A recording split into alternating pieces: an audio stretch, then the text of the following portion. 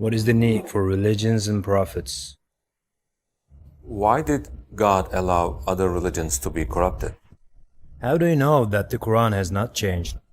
Can you leave a child in the middle of the road and ask him to find his home? No. There was never more than one religion. Never. And that's why the Quran spoke to the Christians directly. The Quran spoke to the Jewish people directly. The Quran spoke to the idol worshippers directly. So the Quran amazingly speaking to all people. The Quran came for humanity. Brother Adnan Rashid, welcome to our cross-questioning concept. In this concept, we are going to ask some tough questions that are asked by the atheists. When you're ready, we can start. I'm ready.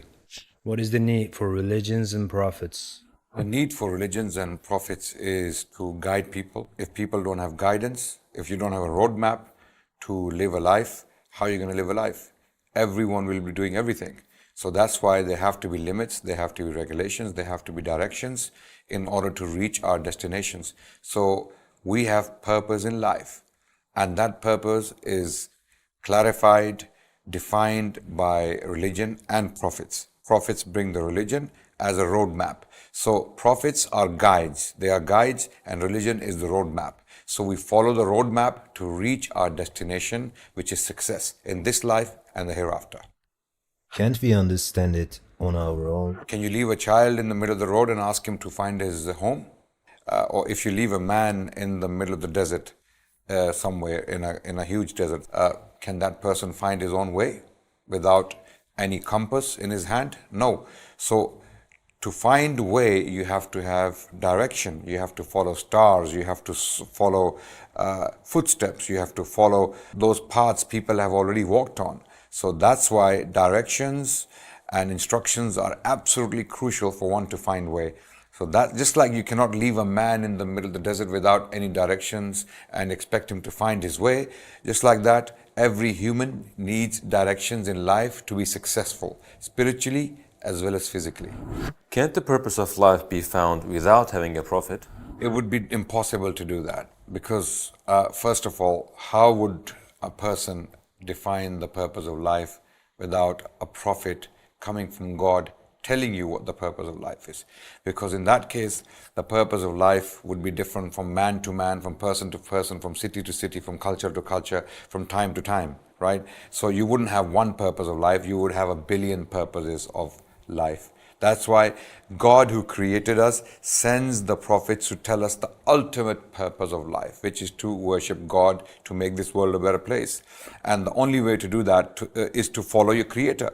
Just like when a manufacturer makes a car, they send you a booklet, right? And they tell you what the purpose of this car is and how to drive it. So our Creator, who has made us, who has made this universe, knows best what we need to do and how we need to live. And that's why purpose of life comes from the Maker. If there is a Maker and there is a Maker, then He's the one we follow, and His instructions are more important than anyone else's. Why did God allow other religions to be corrupted? God allowed other religions to be corrupted because they were not for eternity. They were not for all of humanity. They were sent for specific people in specific times. And if those religions were not changed, then those people would continue to follow them as the truth, or as the ultimate truth, or as the truth for eternity. But that wasn't the case. They were not meant to be forever. They were not meant to be the final message to humanity. So for example, when the messengers came to Israelites, they came to those villages, to those people, for those times. So messengers were sent to every town, every city, let's say, or to every people to do a specific job. When the job was done, the message was kind of removed, right? Cancelled, right? Because a new message would come afterwards. So when new message was coming, what's the point of keeping the old message? So it was, in my opinion, a deliberate method of God telling humanity that this is not for everyone. This is not for all of you. This is for those people for that time, and there is something new coming in the future. Couldn't a single religion come from the beginning? There was never more than one religion. Never.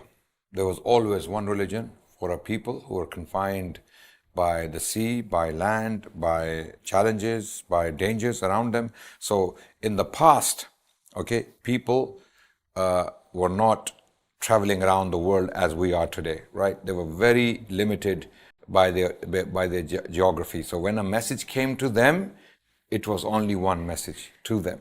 Okay, so when Lut came, he came to his people. Lut did not go to the people of Ibrahim. When Yahya alayhi salam came at the time of Isa alayhi salam, Yahya alayhi salam was doing his own job.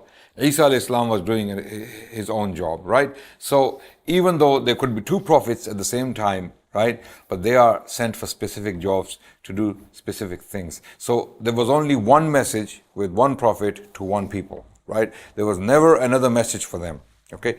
The Quran is unique. The Quran came at a time when the world had become very dynamic. People, especially in the Middle East, they got to know each other. The Christians and the Jews and the Arabs knew each other quite well, right? So the Quran came for all of them. That's why the Quran spoke to the Christians directly. The Quran spoke to the Jewish people directly. The Quran spoke to the idol worshippers directly. So the Quran amazingly is speaking to all people. The Quran came for humanity. The Quran came for An-Nas. An-Nas means people. How do you know that the Quran has not changed? Good question. We know that because we have copies from the time of the Prophet's companions. Those people who learnt the Quran directly from the Prophet himself wrote copies of the Quran. Those copies are still available today to us. We can still see them, we can still read them.